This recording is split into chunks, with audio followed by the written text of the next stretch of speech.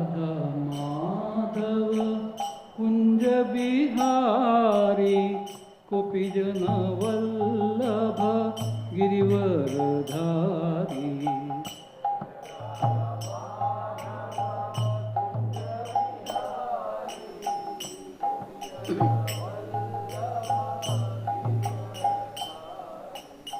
यशोदानंदन ब्रज जन रंजन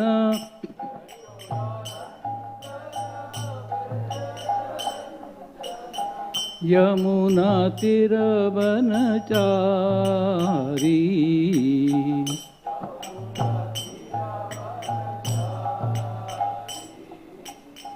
जय Radha Madhav Kunj Bihari गोपीजन Vallabh Girivardhari.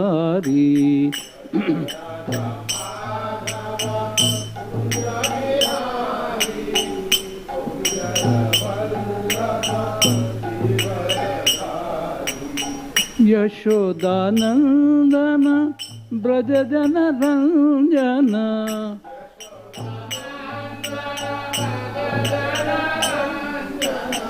Yamuna तीरवनचारी।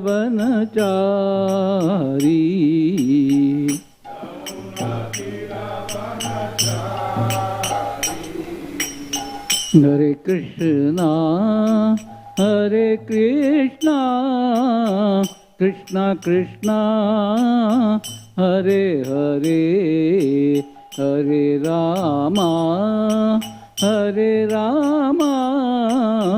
Ram Rama Hare Hare.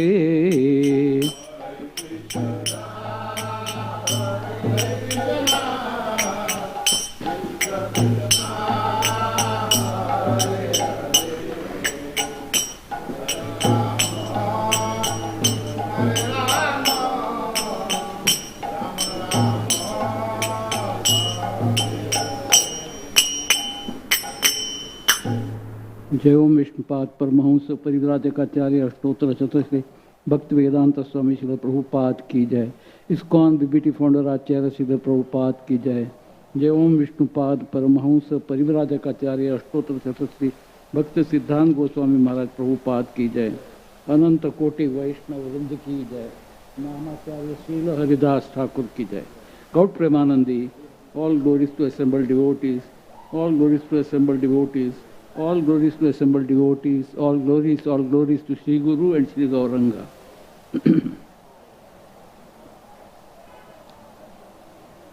Reading from Srimad Bhagavatam, Canto 2, Chapter 7, Text 32.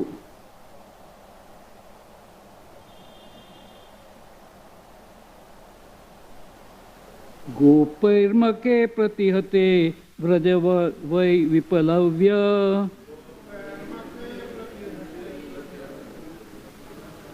देवे अभिवर्षति पशून् कृपया निरुक्षः।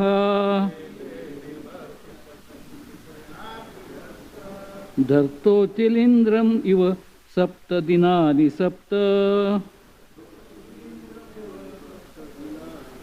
वर्षो महीद्रम् अनघैककरे सलिलम्।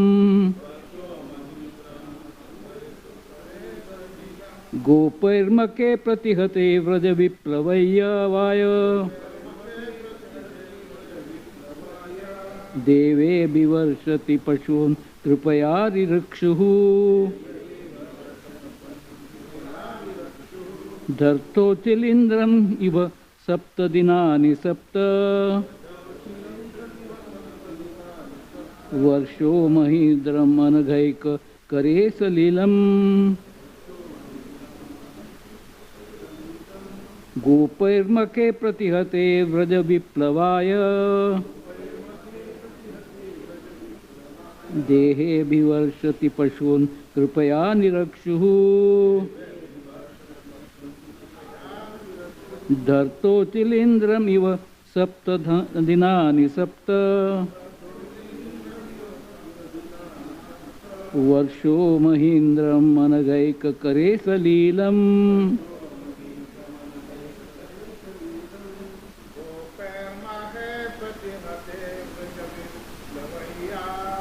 गोपैर्मखे प्रतिहते व्रज विप्लवाय देवे बिभर्षति पशून् कृपया दिरुक्षः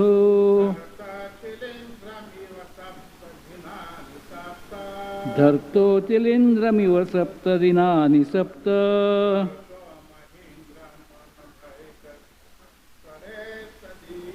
वर्षो मनीन्द्रमनगैककरे सलीलम्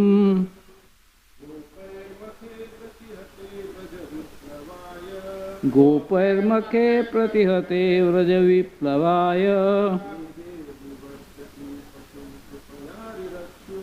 देवे विवर्षति पशून् कृपया रिरक्षु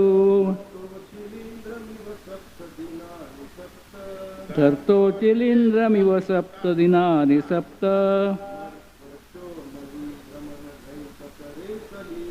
वर्षो Mahindra मनगैककरे सलीलम्. Mataji,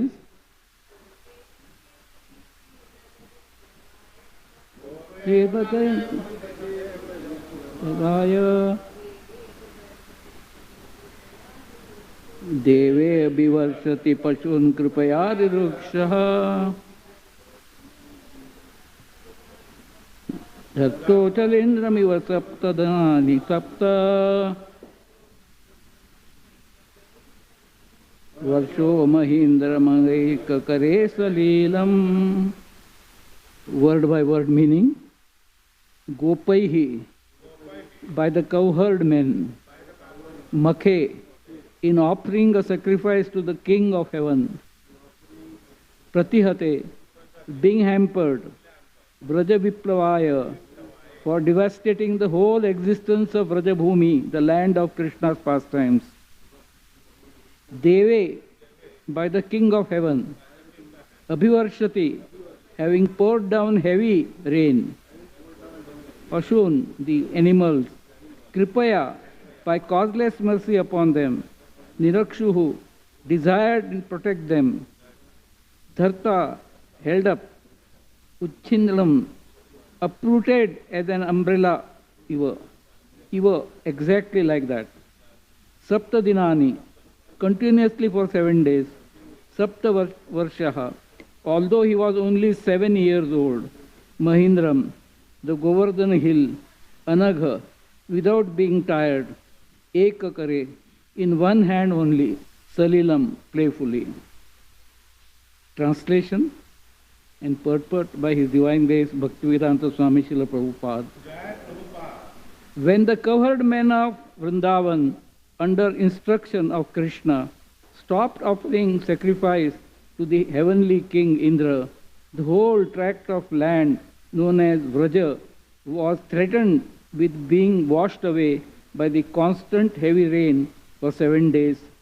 Lord Krishna, out of his causeless mercy upon the inhabitants of Vraja, held up the hill known as Govardhan with one hand only, although he was only 7 years old. He did this to protect the animals from the onslaught of water. Purport. Children play with an umbrella generally known as frog's umbrella, and Lord Krishna, when he was only 7 years old, could snatch the great hill known as Govardhan Parvata at Vrindavan and hold it for 7 days continuously with one hand, just to protect the animals and the inhabitants of Vrindavan from the wrath of Indra, the heavenly king, who had been denied sacrificial offerings by the inhabitants of Rajabhumi. Factually, there is no need of offering sacrifices to the demigods for their services if one is engaged in the service of the Supreme Lord. Sacrifices recommended in the Vedic literature for satisfaction of the demigods are a part of inducement in the sacrifices to realize the existence of higher authorities. The demigods are engaged by the Lord as controlling deities of material affairs, and according to the Bhagavad Gita, when a demigod is worshipped, the process is accepted as the indirect method for worshipping the Supreme Lord. But when the Supreme Lord is worshipped directly, there is no need of worshipping the demigods or offering them sacrifice as recommended in particular circumstances. Lord Krishna therefore advised the inhabitants of Rajabhumi not to offer any sacrifices to the heavenly king Indra. But Indra, not knowing Lord Krishna in Rajabhumi, was angry at the inhabitants of Rajabhumi and tried to avenge the offense. But competent as the Lord was, he saved the inhabitants and animals of Rajabhumi by personal energy and proved definitely that anyone directly engaged as a devotee of the Supreme Lord need not satisfy any other demigod, however great, even to the level of Brahma or Shiva. Thus the incident definitely proved without a doubt that the Lord Krishna is the personality of Godhead, and that he was so in all circumstances, as a child on the lap of his mother, as a boy 7-year-old, and as an old man of 125 years of age. In either case, he was never on the level of ordinary man. And even in his advanced age, he appeared a young boy, 16 years old. These are the particular features of the transcendental body of the Lord.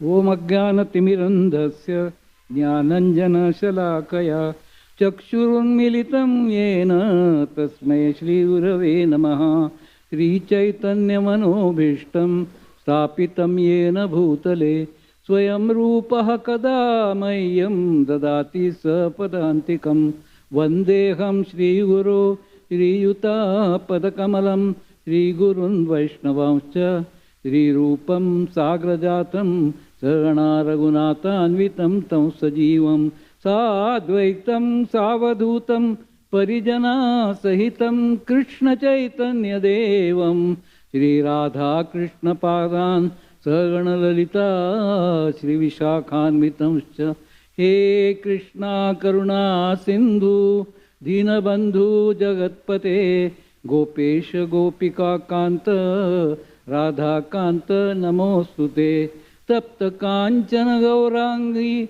Shri Radhe Vrindavaneshwari Vrishbhanu Sute Devi Pranamami Hari Priye Vancha Kalpatarubhyascha Kripa Sindhu Bhyevacha Patitanam Pavanebhyo Vaishnavebhyo Namo Namaha Jai Shri Krishna Chaitanya Prabhu Nityananda Shri Advaita Gadadhar Sivasadi Gaura Bhakta Vrinda Hare Krishna Krishna Krishna Hare Hare Hare Rama Rama Rama Hare Hare Hare Krishna Krishna Krishna Hare Hare Hare Rama Rama Rama Hare Hare Hare Krishna Krishna Krishna Hare Hare Hare Rama Rama Rama Hare Hare.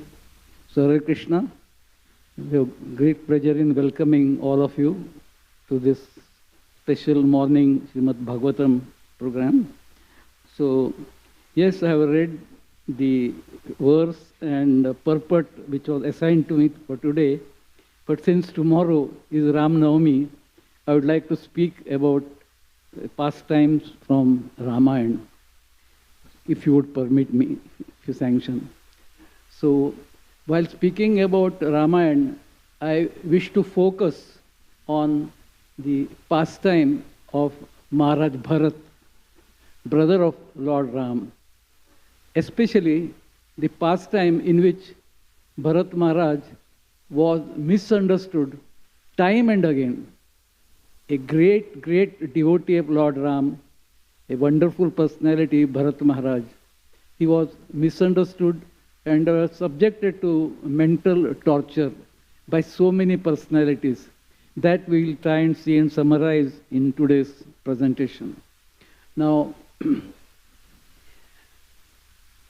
Bharat Maharaj and Shatrughna, both of them were away from Ayodhya for a long period of time. They were in Kaikeya Desh, that is father of Kaikeyi. They were staying there, and they did not know what was happening in Ayodhya at all, absolutely not knowing. And too many events were occurring in Ayodhya. Far too many things were happening. The first event which was glorified was that Lord Sri Ram was to be coronated. That was the first news that was circulating. And this news made Dashrath Maharaj very happy. It made ministers very happy. It made the people very, very happy. It made practically the entire, Ayodhya was joyful that at long last Prabhu Ram is going to be coronated. Then there was news also that Kaikeyi and Manthara together had worked out a plan, and Kaikeyi had sought 2 boons which were given by Dashrath ages earlier. And those 2 boons which Kaikeyi Mataji asked now at this point in time was that Prabhu Ram should not be coronated. He should be sent to Vanavasa. He should wear, Valkala dress, and he should be sent to Vanvas. And my son Bharat should be the Ayodhyapati. So these were the 2 boons which Kaikeyi asked Dashrath Maharaj, who was wanting to celebrate the coronation of Lord Ram. But Raghukula Rita Sada Chali Aaye, Prana Jaye, Par Vachana Na Jaye. The Vachana which were given long earlier, these Vachana, Kaikeyi insisted on their being followed. Now Kaikeyi loved Ram very much. But suddenly, due to working of destiny, you can say, so suddenly Kaikeyi became a changed personality, largely by the influence of Manthara. She became a changed person totally. She became stern and unforgiving, so to say. And she insisted that these 2 boons which were given should be implemented now. That was the day when Lord Ram, was coming to meet Dashrath Maharaj and Kaikeyi, whom he regarded as his mother. He loved Kaikeyi as well, as good as he loved Kausalya. So he was trying to come and meet her in her mahal, in her palace. So he was coming, and Dashrath Maharaj was there. So when Lord Ram entered the palace of Kaikeyi, he saw that Dashrath Maharaj, the emperor of the earth, was lying on the ground, distraught, miserable, shedding tears, copious tears, moaning. So Lord Ram did not know why she is crying. He asked Kaikeyi, "Mother, what has happened to my father? Why is he crying?" She said that he is very unhappy that you are being sent to the forest. He is very unhappy because of that. So Ram said that. So Ram did not know. It was like a news to him that he was going to Vanvas. But he was told that you are going to Vanvas, and therefore Dashrath Maharaj not able to take it in his stride, so he is miserable, he is very unhappy. So, and I am telling you that you have to, wear, the Valkal, and you have to go to the forest. So Lord Ram, Sukheshu, Dukheshu, his attitude was the same. Dukheshu anudvigna manaha, Sukheshu vigatas praha. That was Ram. Never excited when there was some happy event, and never distressed. He was Maryada Purushottam Ram, after all, the Supreme Lord. So he was unaffected by what Kaikeyi said. He told Kaikeyi, "So what, you are asking me to go to forest? I welcome it." No news. In any case, he knew that he had to perform many activities in the forest. So he said that, "Yes, I'll go to the forest." And then he told his father also that, "You don't be distressed. I'll carry out. You have given a promise. You have given 2 boons to Mother Kaikeyi. Those will be, followed implicitly." This way, Lord Ram, took this event in stride. He went back. So Lakshman, wanted to go with him. It's a long story. We won't go into it. Then Sita Devi insisted that she will be with him. Though she was brought up in a very wonderful way, luxurious way, it is said that she never walked on the ground. She always walked on flower beds. But here, she had to go through the forest where there were many, many thorns and many obstacles. She said, "No, I'll clear everything for you. I'll go ahead of you and you walk behind me." So anyway, she went. Lakshman went. So all three of them, were dressed, in ochre clothes, and all of them, set out for the forest. So Bharat and Shatrugna, who were miles and miles away, did not know what was happening. Now, for Dashrath Maharaj, it was a catastrophe. To be separated from his dear Ram was the worst kind of, unhappiness that he could have, borne. So he had to bear it. So he was very, very unhappy, and especially when Ram left for the forest, he was a very unhappy man. He was crying constantly, "Ram, Ram, Ram, where are you? When will you be coming?" He was crying constantly. He was miserable, extraordinarily miserable. So through that misery only, calling out Ram in desperation, he left his body. Lord Ram, Lakshman, Sita, they were in the forest. They did not know what had happened in Ayodhya. Those were not days of smartphone. Call up and find out what is happening where.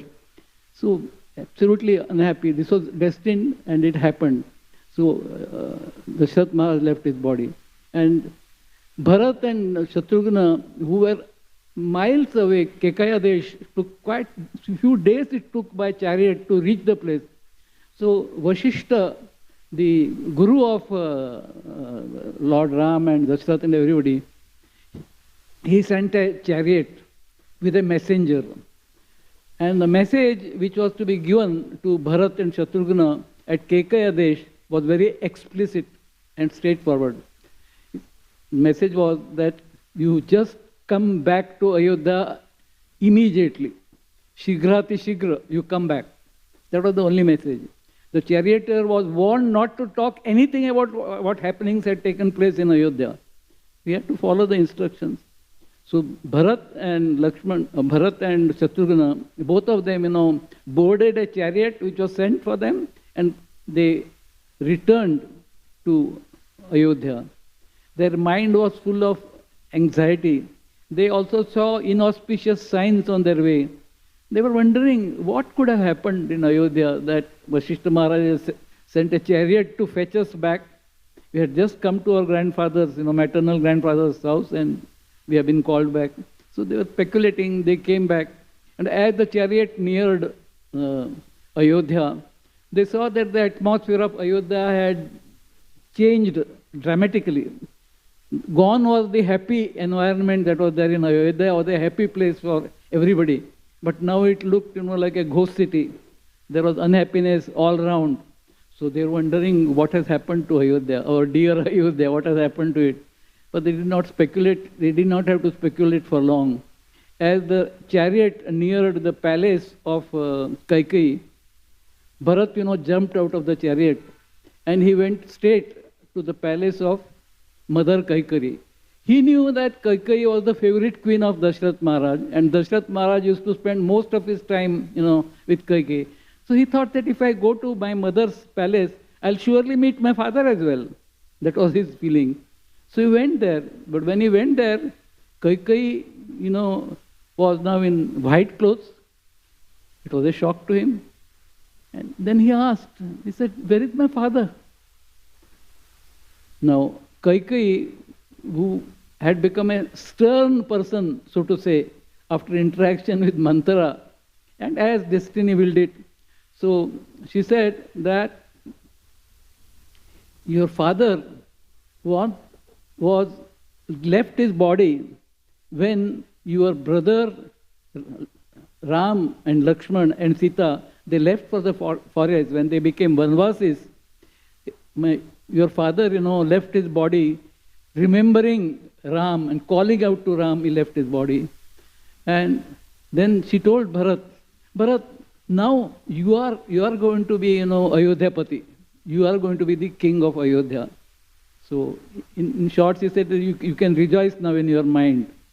But when Bharat heard that Dasharatha Maharaj, his father, had left his body, and that his dear brother Ram, Lakshman, and Sita, three of them had were in Vanvas. So he was shocked. He couldn't take it. He fainted in sheer agony. He fainted on the ground. After some time, he again recovered, and then he literally, short of cursing his mother, he said that, "Mother, you are the most wicked person I could ever think of. Mata no tu vairini, Ashwapati chi navesa kanya navesa maji mai." This is what Gita Ramayana says in Marathi. Gadi Madgolkar says, "You are not my mother. Yeah.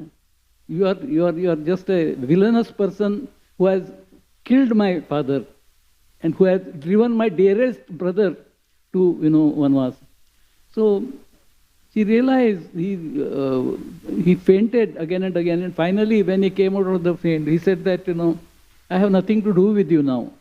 You are not really my mother." Did you not see tears in eyes of Kausalya? Could you not feel any pain or any anguish when my brother left for Vanvas? Could you not feel? He said that you are cruel-hearted. I have nothing to do with you. This way, he virtually emotionally broke off from his own mother because he loved Ram to such an extent. He loved Lord Ram to distraction, so to say.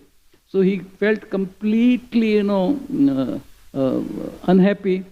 And then he thought, he asked his mother, "Were you not moved by tears of Kausalya?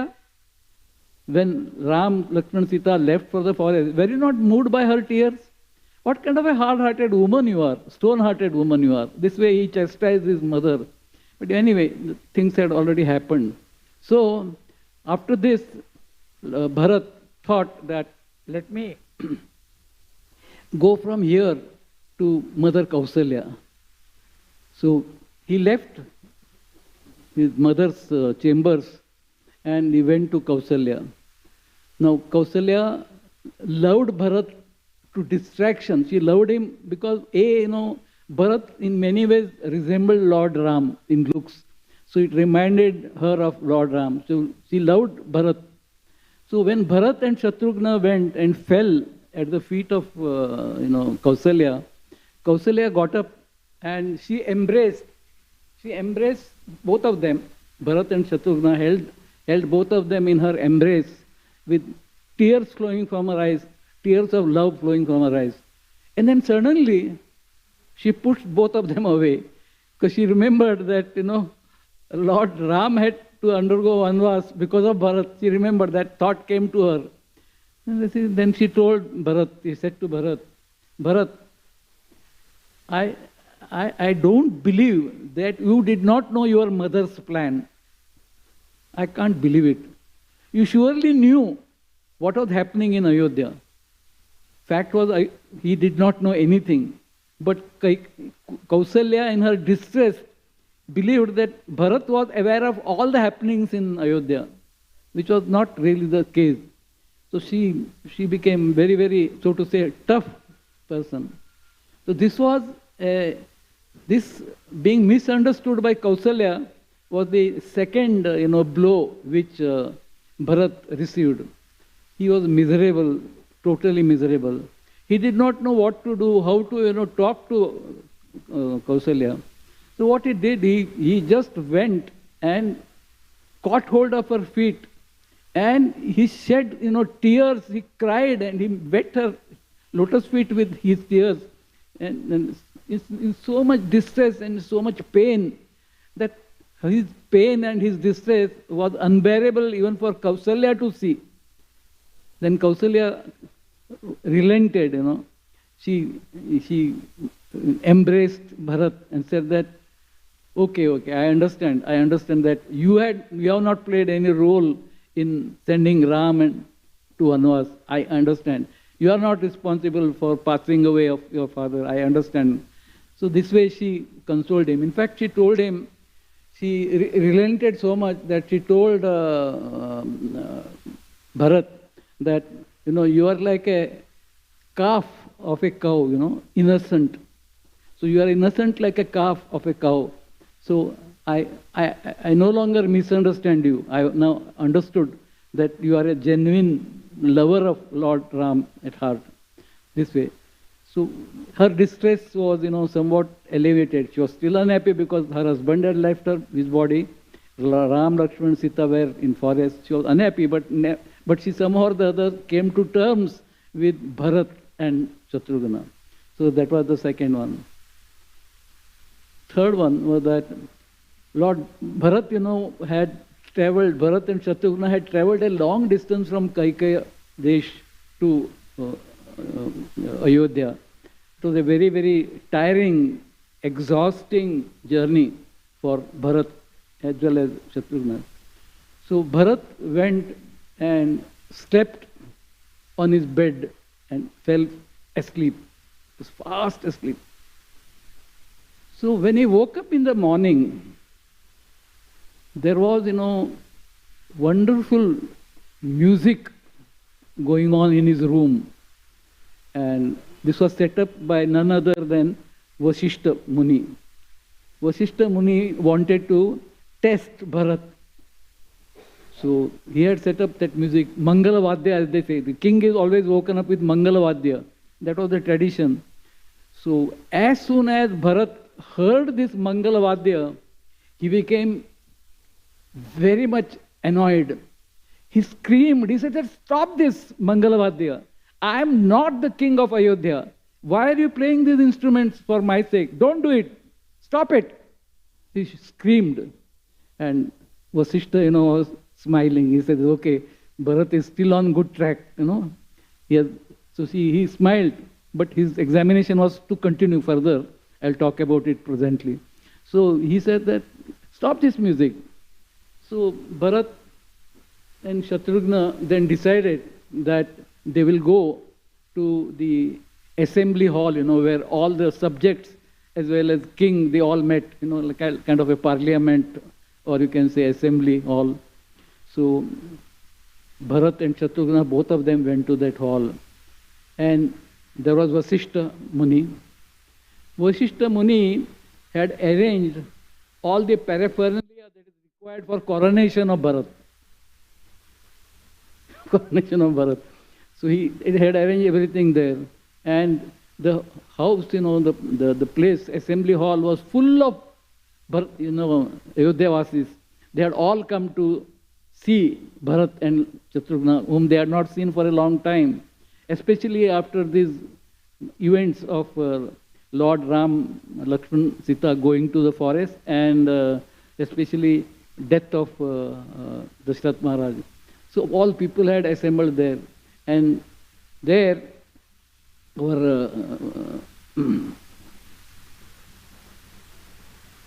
Bharat saw all those people, and Vasishta, started addressing the hall, addressing the assembly, the gathering. He said that, Ayodhya is still, existing because of, past glory. Ayodhya is, now we no longer have Dashrath Maharaj with us. We no longer have association of Ram, Lakshman, Sita, who have gone to the forest wearing valkal. They have become, kind of sannyasis. So they all gone to the forest. So we don't have that association. But we have with us Bharat Maharaj here. So, and he addressed Bharat.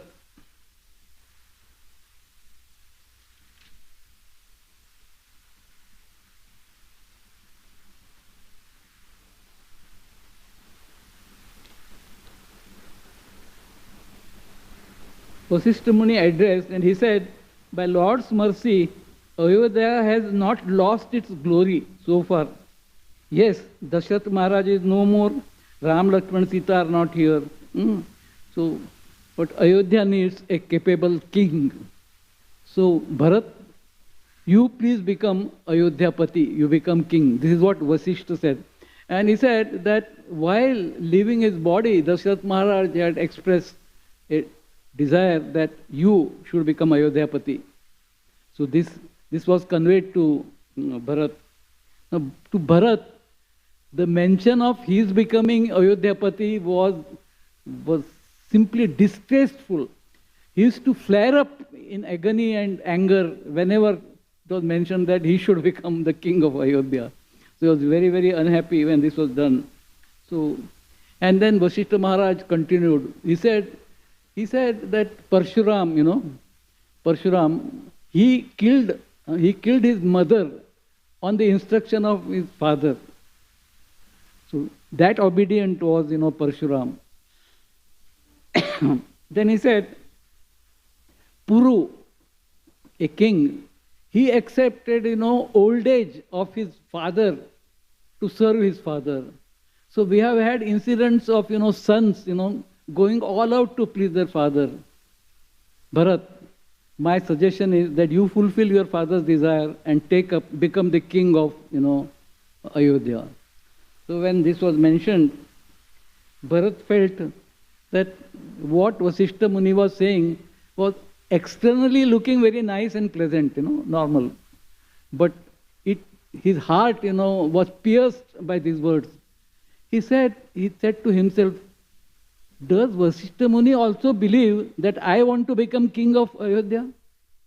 Is it his thought process also that, I desire to become the king? So he was in great distress, great distress. He was thinking that this is not what I want to be. I want to serve Lord Ram. I don't want to be the king of Ayodhya. So caught between this situation of Vasishtha Muni suggesting that he should become the king of Ayodhya and his own mental anguish of losing out on Lord Ram's association, he was literally caught between the two situations, very, very unhappy. So what did Bharat do? Bharat, he sat in the middle of the hall there. All the people are sitting.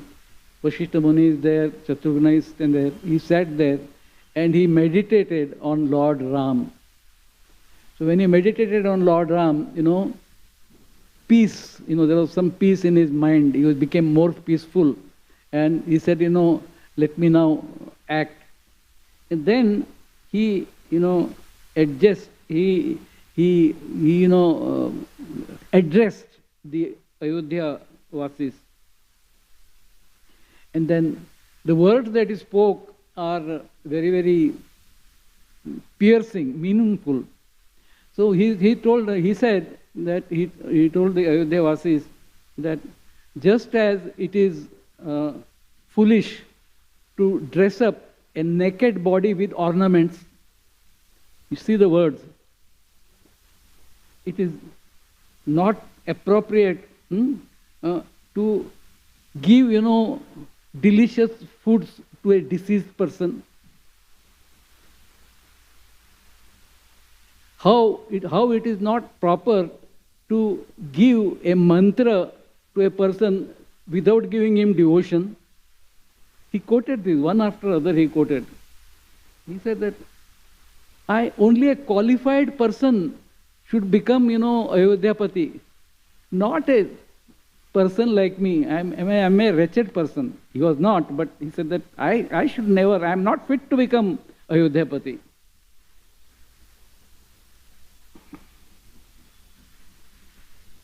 He said, if a sinner like me becomes the king of Ayodhya, the earth will be, inundated. The earth, will, sink. This way he expressed his thought. So, if a sinner like me becomes the king of Ayodhya, the earth will be submerged. I will take the place of Lord Ram in the forest. I'll substitute, head for head substitution. I'll substitute him. And I and the entire, all of you together, we will go to the forest and, we will crown Ram there in the forest. Make him, Ayodhyapati in the forest. Then I will take his place, complete rest of the whatever, 14 years, whatever is left out, I'll complete that period. And Ram, Lakshman, Sita can come back to Ayodhya. That was his glorious and candid plan. It was not that he was just using words. From the heart of his heart, he desired that. He said, we'll do that. So this was his suggestion. He did it. When Vasishtha Muni heard these very noble thoughts, tears started flowing from his eyes, because he had also misunderstood Bharat. So tears started flowing from his eyes. He realized that Bharat is such a noble soul that he has absolutely no aspiration to become Ayodhyapati. He realized that. Then he said something else. He said that Puru sacrificed his youth to make his father happy. But to give me the throne of Ayodhya, my mother Kaikeyi sacrificed the life of my father. Very, very strong words. So, I don't know, Kaikeyi must have been there hearing all this and feeling very unhappy that her son is saying all these things. So if anyone, then he addressed the audience. He said that if anyone in this audience thinks that my mother Kaikeyi has done a dharmic thing by asking me to become the king of Ayodhya, surely Kali has entered Treta Yuga. So this is the statement he made. So this way he spoke. So then he called Sumantra, one of the ministers. He called Sumantra. He said that all of us, we are going to the forest to meet Lord Ram. So please see that the roads to the forest, are made comfortable for us to travel.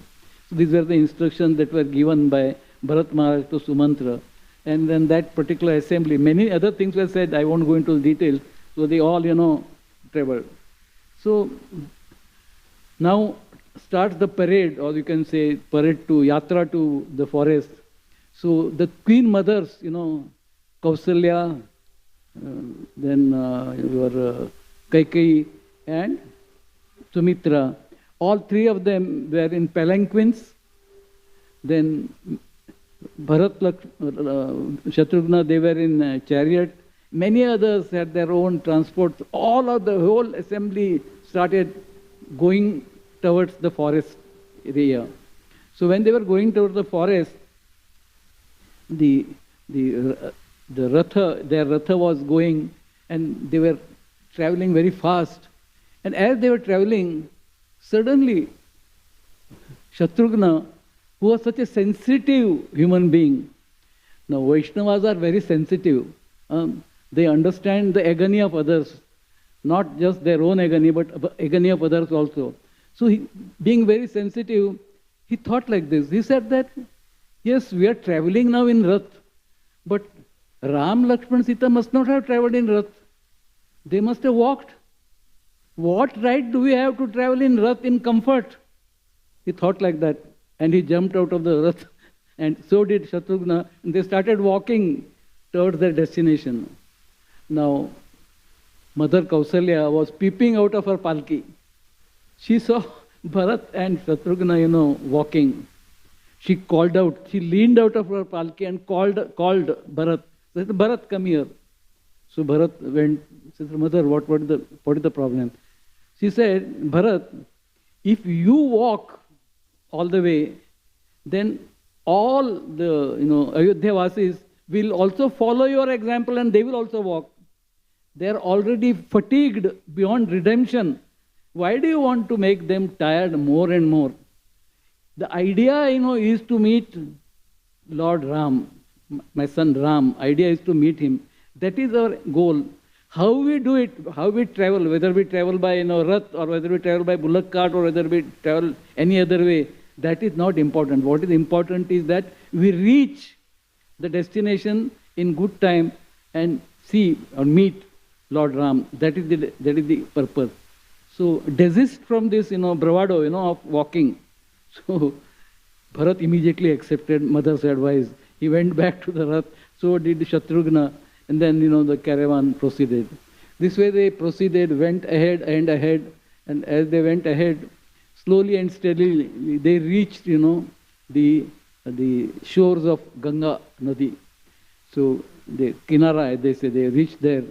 When they reached there, Bharat and Shatrughna came out of the chariot, and they offered, their obsequies, as they say, to, because the father had passed away, they gave arghya and other things they did.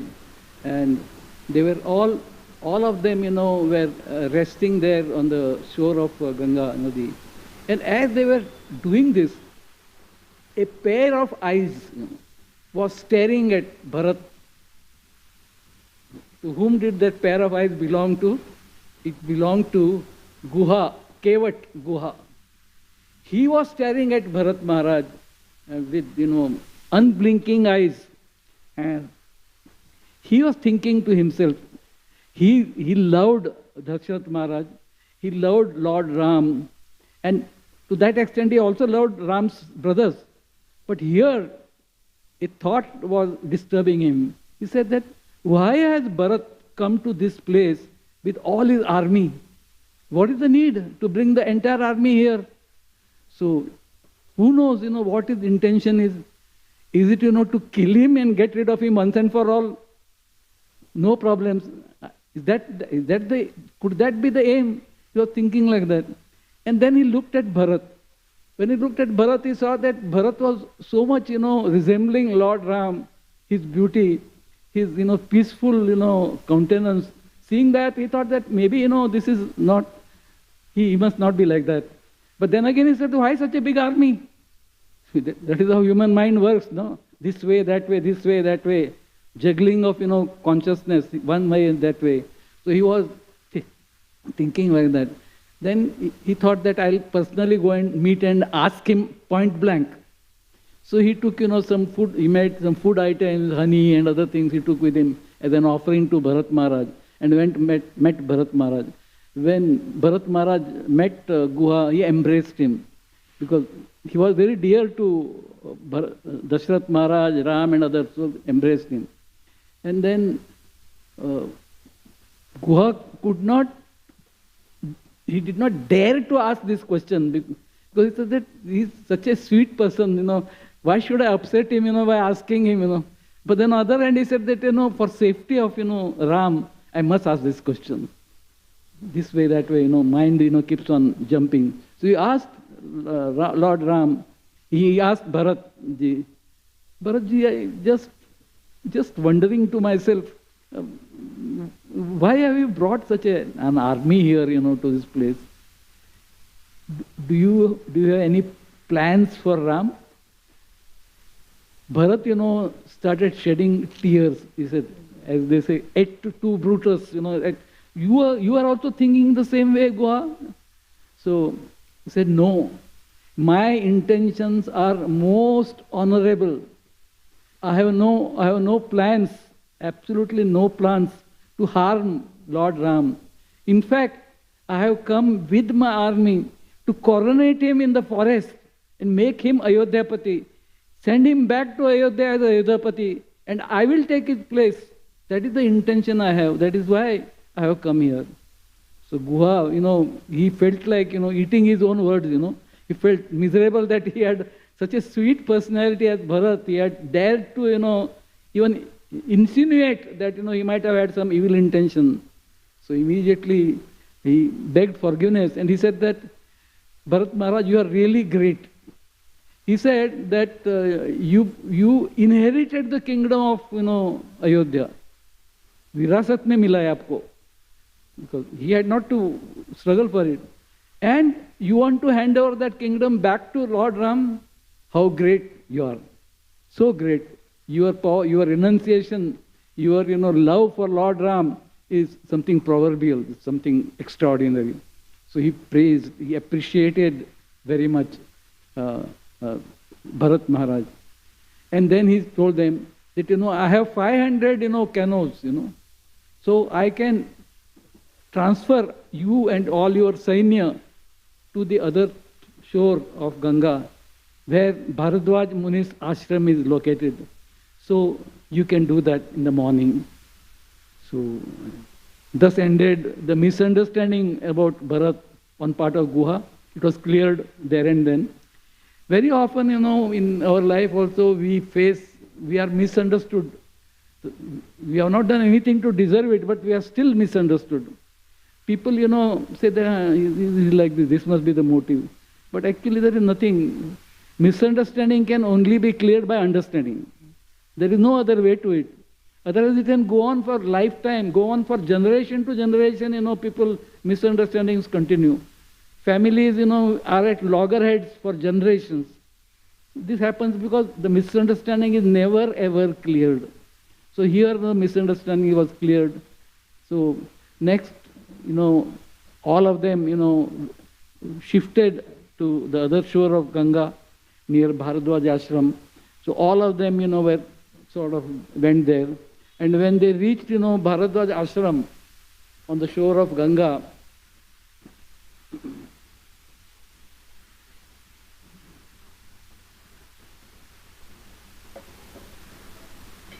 when they reached Bharadwaj ashram on the shore of Ganga, they decided that entire army cannot go to meet Bharadwaj Rishi. So they decided that only Bharat, Shatrughna, the queen mothers, and Vasishta Muni, they will go and meet Bharadwaj ashram. So as soon as they stepped into Bharadwaj Rishi's ashram, the Bharadwaj Muni looked at Bharat. He welcomed them, of course, and he also had misunderstanding about Bharat. There was an iota of misunderstanding. Now, he also said that you come with your army. Okay, now it's all right. Now this is you have come with noble intentions. So Bharat was anguished. He said, Bharadwaj Muni, you are, Trikalajna. You know, present, future and past. You also are ascribing motives to my coming. But then Bharadwaj Muni said, no, I understand that you are a noble soul. I understand that you are a true brother of Lord Ram. But, for sake of my disciples, who may not be able to understand your activity, therefore, just for that clarity I asked. So, Bharat Maharaj assured Bharadwaj Muni that I have come here with most noble intentions of making my elder brother, the, Ayodhyapati, taking him back to Ayodhya, making him the king of Ayodhyapati. And I will take his place and, continue the Vanvas. So, he said that the Bharadwaj Muni was satisfied. He said that I will let you know tomorrow morning where to find, Lord Ram, Lakshmana, Sita. So I'll tell you this tomorrow morning. Not because he wanted to create suspense, but he wanted to buy some time. So he said that I'll tell you tomorrow morning. So as he said this, he called Bharat aside. He called him aside. And he told Bharat, he said to Bharat, Bharat, you are ill-treating your mother. You are being very indifferent and callous, in your behavior with your mother. Don't do it. She's your mother after all. Whatever has happened because of working of destiny. As they say, Likitamapi lalate projitum kasamartaha. Nobody is able to, change destiny. So it has happened. Whatever has happened has happened. But don't, be rough with her. Don't be ill-treat her. Because Bharat would lose no opportunity to, pinpoint her behavior. So this advice he gave. And Kaikeyi was hearing this. She felt some relief. At long last, there is somebody who can advise Bharat to behave himself, as far as talking is concerned. So this way. So next day, it was, they met Bharadwaj Muni, indicated that Lord Ram, Lakshmana, Sita are now in Chitrakoot. Chitrakoot. So you can meet them in Chitrakoot. So they went to, so all of them went to Chitrakoot with the army and everybody, whole gathering went to Chitrakoot. And in Chitrakoot, Lakshmanji had constructed a beautiful, hut for Ram and Sita to devise. That was Lakshman's seva all through 14 years of his stay in Vanvas.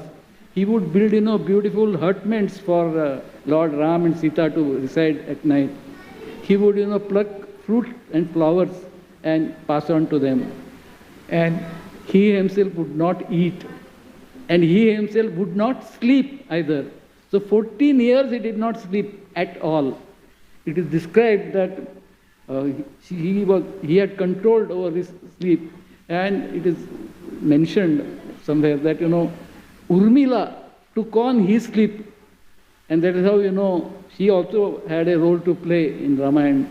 All these are wonderful characters. They are all gems, diamonds in Ramayana, one after other. There are so many of them. I have taken only one diamond out of them and I'm talking about him. So Urmila was such a great personality also. So anyway, so Urmila took on the responsibility of sleep, and Lakshman did not sleep through 14 years. And Lakshman would build these beautiful huts for Ram and Sita to stay. So one more thing I forgot to tell you, that when they met Guha, Bharat met Guha, he asked Guha, where did my brother sleep at night, just as they also had to take rest at night. So, where did my brother sleep? So Guha said that he was sleeping on the ground, on the floor, on grass bed, made of grass. He was sleeping on that. Bharat said that he was sleeping on that. Then he thought to himself, I have no right to sleep on the same level as Lord Ram. So I have to either not sleep or sleep, below, in the below level. So he made a vow there and then that in future, I will never ever sleep on a soft bed. I will also sleep on, bed made of, grass. And then, I will sleep at a lower level than my brother Ram, who is so exalted. So this vow he made. Anyway, to go back to our narration, so they were staying in Chitrakoot in a Parnakuti. It was beautiful. There was, and Lakshman was keeping always constant guard. He climbed a tree which was just near the Parnakuti. He climbed it and he was seeing, what's happening. He heard some sounds. And from a distance he could see the flag of, Dashrath Maharaj on a chariot. Then he flared up. Lakshman could be easily angered. He became angry. He told Lord Ram and Sita were there. He told Ram that, it seems that Bharat is not satisfied just sending you to the forest. It was not Bharat actually, it was Kaikeyi who had sent. But he said, Bharat is not happy just sending you to the forest. He has come here to hound you and to, get rid of you. I will see that, he and his entire army, is washed off. So Lord Ram, smiled, gentle person. He smiled. He said that, Lakshman, don't get so agitated. He is not coming here. Bharat is not coming here to, trouble me. He's coming here to meet me. He's coming here to offer me the kingdom of Ayodhya. Why are you so much agitated? And Lakshman, put his head down. He felt sorry that, he's so impulsive. Lakshman was a great character in Ramayana, one of the greatest characters. So, who didn't sleep for 14 years. That is how he was able to vanquish Indrajit. That power he got to vanquish Indrajit only because of his austerity. Anyway, so that's another story. So, this is how Lakshman, reacted. And then when Bharat came, Bharat came running to meet Lord Ram. And there was a wonderful historic meeting between Lord Ram and Lord Bharat and Ram. They embraced each other. And as they embraced each other, Bharat slowly revealed to Lord Ram that Dashrath Maharaj is no more. He did not know that Dashrath Maharaj had passed away. So all the four brothers, that is Ram, Lakshman, Bharat and Shatrughna, they went to the river Sharayu there and they offered obsequies to departed soul. They prayed and all four of the brothers offered that. So I still recall that years ago we went on a yatra to Ayodhya and His Holiness Radhanath Swami Maharaj had given a class on the bank of Sharayu river and given a class on the historic meeting between Bharat and Lord Ram. Very beautiful description here given. So anyway, they went there, and after this meeting, there was kind of a spiritual quarrel between Bharat and Lord Ram. What was the spiritual quarrel about? Bharat wanted to hand over Ayodhya to Lord Ram. Lord Ram did not want Ayodhya, he wanted to give it back to Bharat. So there was quarrel about who should be the king of, Ayodhya. Now, come to present times, this Kali Yuga, and that to Mumbapuri you go to any court, you see the atmosphere there. I have had to go to court regarding our housing society problems. I've seen the way, the lawyers, fight, the way, there is such noise and there is such polluted environment in courts. But here were two glorious brothers quarreling over who should be the Ayodhyapati. So, beautiful quarrel. Bharat Maharaj was using his own, set of arguments to convince Lord Ram. And Lord Ram is, you cannot, persuade Lord Ram to do things which he doesn't want to do. So it went on for quite some time.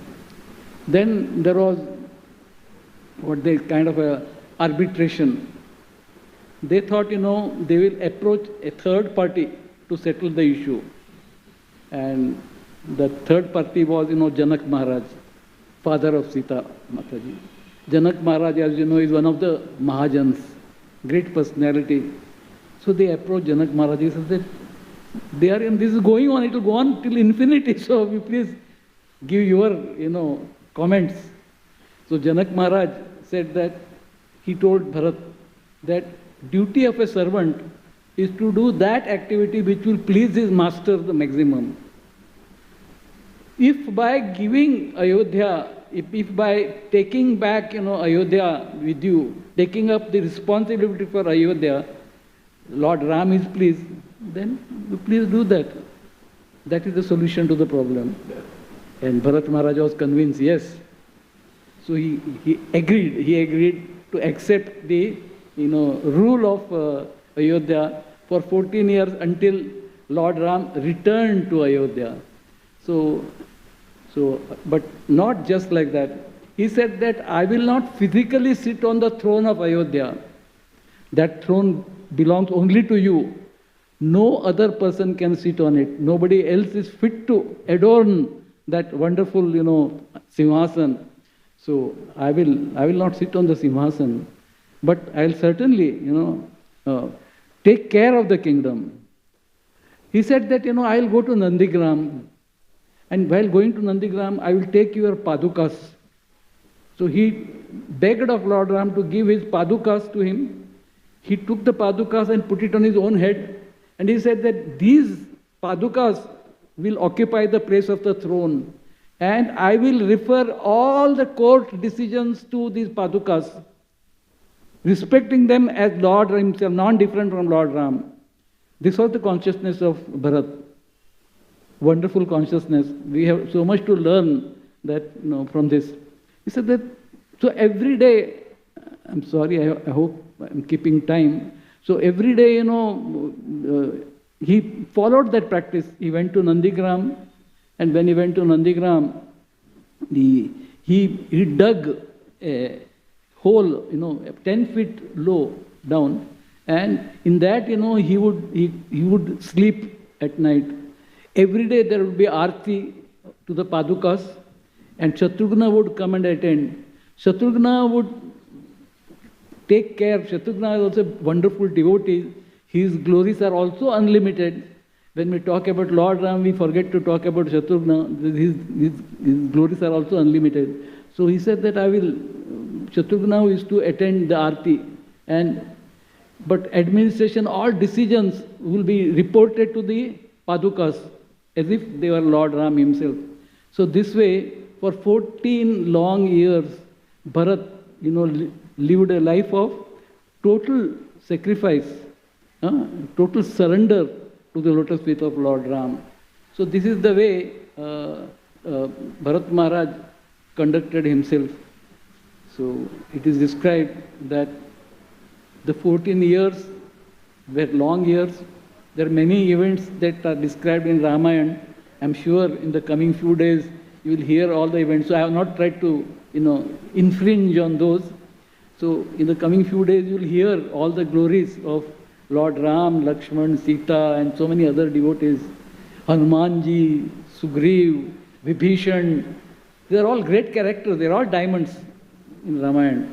Each one a great personality, worth, following in their footsteps. So all of them are great, great, great personalities. So you will hear about them in the ensuing few days, starting from tomorrow. Tomorrow is Ram Navami, the glorious appearance of Maryada Purushottam Prabhu Ram. So with my obeisances to Prabhu Ramchandra, whose appearance day is tomorrow, and to all of you also, who had the courage to hear whatever I had to say for such a long time. So thank you very much. Hare Krishna.